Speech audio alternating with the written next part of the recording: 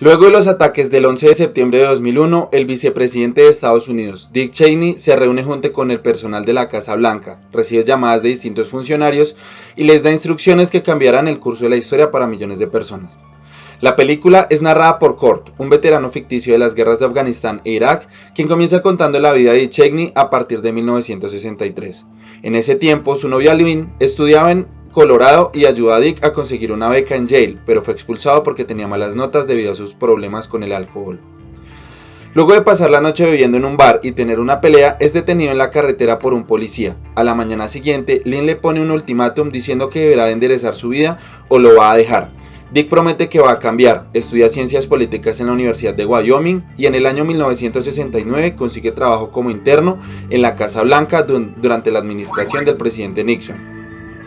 Luego de ver a Donald Rumsfeld en una presentación, decide trabajar como su asesor económico y después de un tiempo logra convertirse en un importante operador político.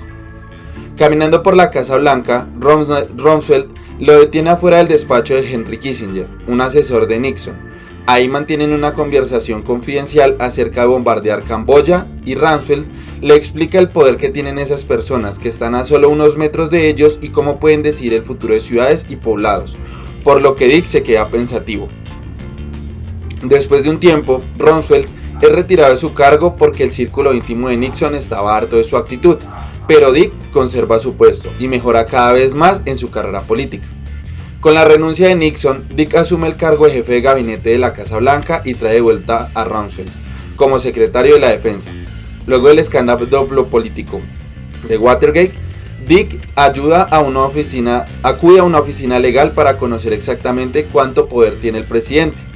Anthony Scalia, un abogado que más tarde trabajaría en la Suprema Corte, le revela la teoría del Ejecutivo Unitario, basada en el artículo 2 de la Constitución, donde se contempla la autoridad ejecutiva absoluta del presidente sin tener controles ni contrapesos, especialmente en tiempos de guerra.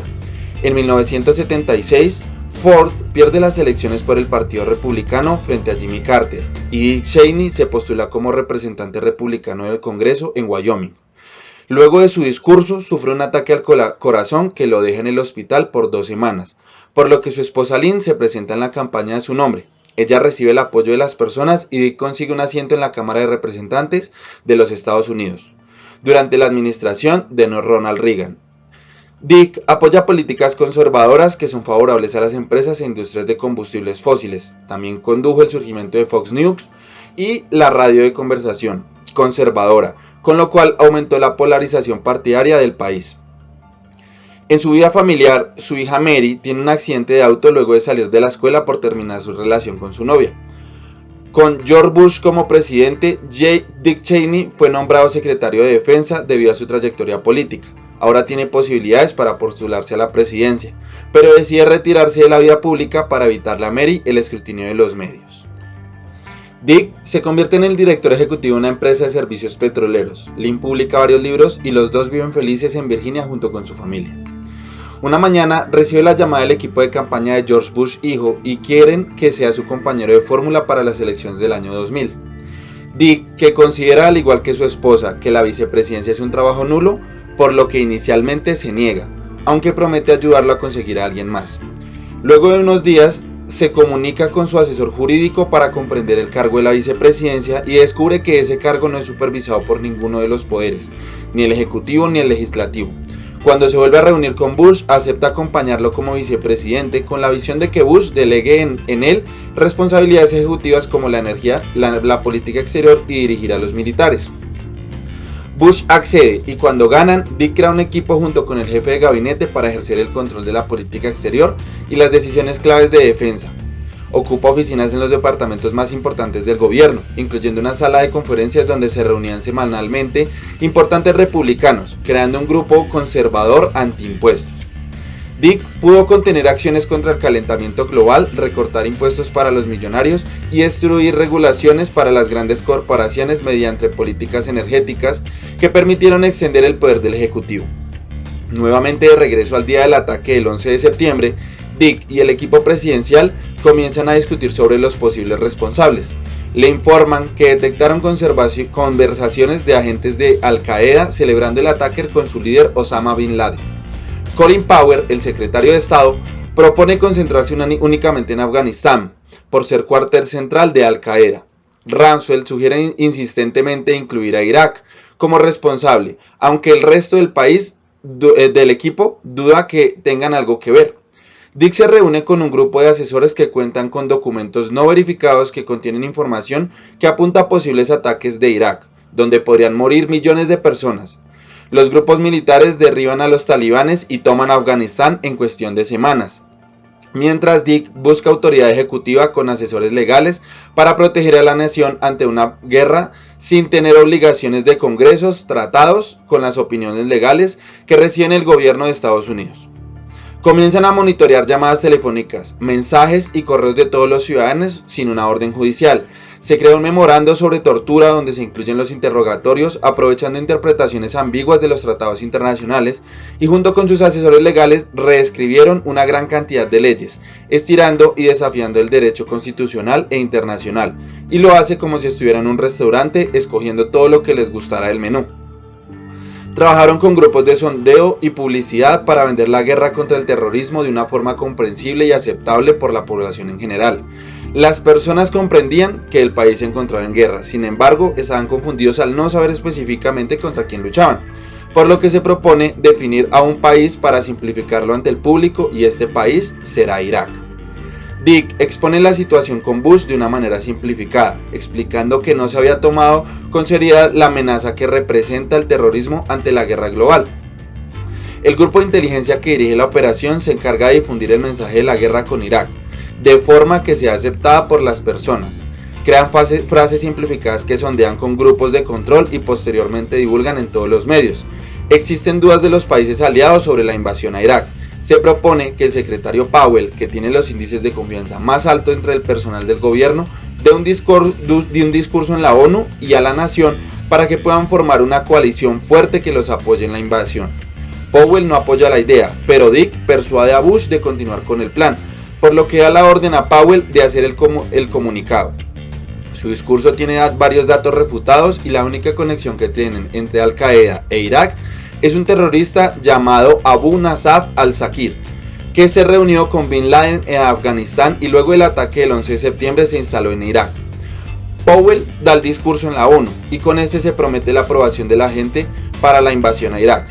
Años más tarde, Powell bautizaría este discurso como el momento más doloroso de su vida. Bush da un comunicado a las personas de Estados Unidos y comienzan las operaciones militares para invadir a Irak. En los días siguientes, Dick se reúne con un grupo de caza de aves y les dispara accidentalmente a un hombre, por lo que nunca se disculpa públicamente. En la Casa Blanca recibe un informe donde se entera que al-Zarqawi, el terrorista del que hablaron en el discurso, ahora lidera una insurgencia en Irak, debido a la popularidad que recibió. En la invasión a Irak, las fuerzas de Estados Unidos no encontraron armas de destrucción masiva, ni programas nucleares en Irak, pero 4.550 soldados de Estados Unidos murieron y más de 600.000 civiles iraquíes. Dick Cheney pierde su popularidad y Rumsfeld pierde su empleo. En 2012, vuelven los problemas cardíacos de Dick mientras está en el hospital con su familia. Al borde de la muerte, vemos a Kurt, que cuando sale a caminar es atropellado por una camioneta y su corazón es trasplantado a Dick. Unos meses más tarde, su hija Liz se postula para el Senado de Wyoming y Dick acepta que diga que se opone al matrimonio entre personas del mismo sexo para poder ver la continuidad del poder de los Cheney, sin importar la molestia que está sintiendo su hija Mary.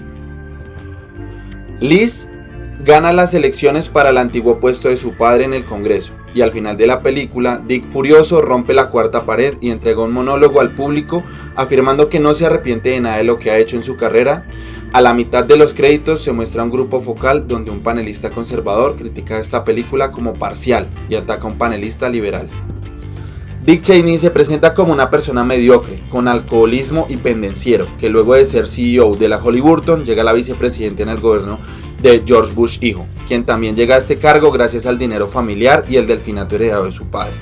La película, que se basa en lo geopolítico pero a su vez desentraña los entresijos del poder del arribismo, de las ansias desaforadas de un hombre como Cheney, de llegar a las cumbres sin escrúpulos, sin sentimientos humanísticos, solo con el objetivo de convertirse en un ser imprescindible en la expansión de su país, o, de otra manera, del imperialismo, sin importar cuántos muertos, cuántos desplazados, cuánto dolor se pueda ocasionar. Paralelo a los hechos ocurridos que presenta la película en Estados Unidos, luego del ataque a las Torres Gemelas, nos encontramos con el panorama de la elección presidencial de Álvaro Uribe Vélez, que se da en unos contextos nacionales e internacionales que explican las dinámicas expresadas en su triunfo político y en el desempeño inicial de su gobierno. Brevemente obedece a una concurrencia de diversas crisis que en su simultaneidad expresan un cuadro de colapso en viabilidad de criminalización y barbarización de la sociedad colombiana.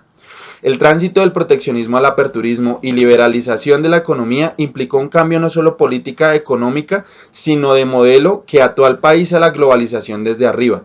Desde el neoliberalismo que en curso desde la era de Reagan y Thatcher, con sus componentes de fondo monetarismo y endeudamiento externo.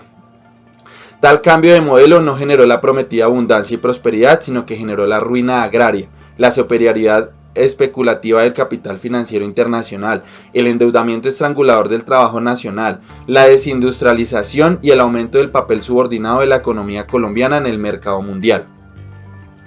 Todo esto se acompaña de la desaceleración y recesión económica que se vive desde hace años, con la secuela de quiebras, parálisis, fuga de capitales y en la social humano, desempleo masivo, pobreza y miseria, desaliento y desmoralización de las energías nacionales. En Colombia, el caso Uribe es un proceso judicial de más de 295 investigaciones que se llevan a cabo en contra del expresidente de la República, Álvaro Uribe Vélez. Actualmente es investigado por la Fiscalía General, entidad que asumió competencia al perder el fuero especial que le otorgaba su cargo de senador de la República. Los delitos de sus investigaciones van desde fraude procesal y soborno, asesinatos extrajudiciales, las masacres del Aro y La Granja, el asesinato del abogado de derechos humanos Jesús María Valle Jaramillo. También está vinculado al asesinato de Juan Guillermo Cano, director de diario El Espectador, pues pertenecía a la junta directiva de la compañía Confirmesa S.A., empresa fachada del Cártel de Medellín, y donde se giraron los cheques de los cuales se les pagó a los sicarios que se ejecutaron el magnicidio en contra del director del Espectador.